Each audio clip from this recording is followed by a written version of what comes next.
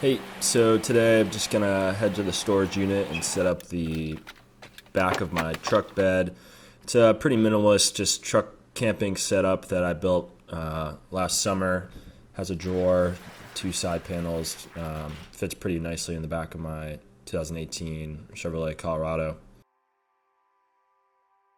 So yeah, you'll see it's just two side panels that I'll mount on the sides. There's some hinges that these um, 2x8s rest on, and right there.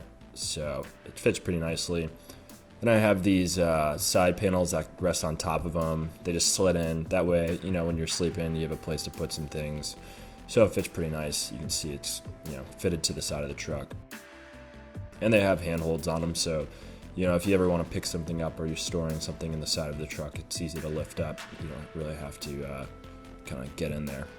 This is the main drawer I built. It's got, usually in the back we'll have, shoes, bags, blankets, something that, you usually don't need as often. Uses these little rollers to slide in and out.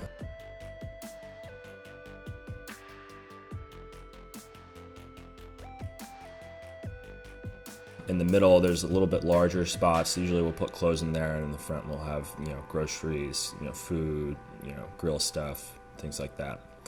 Right here I'm putting it on the top. This is where we'll actually put the bed, and it's nice to have that little flip up so we don't really have to pull out the drawer if we need to. We can just reach in, grab something, and only have to pull the drawer out just a little bit more. Yeah, it fits pretty well. I can pull it all the way out. It won't fall. The tension on the side panels is enough to hold it there, and really fits us well for the type of adventuring we do. And it's just nice. I could usually I might even keep it in there when I'm not going around, just because it's a nice place to put some tools and any other things like that. So yeah, that's it, and see you guys in the next one.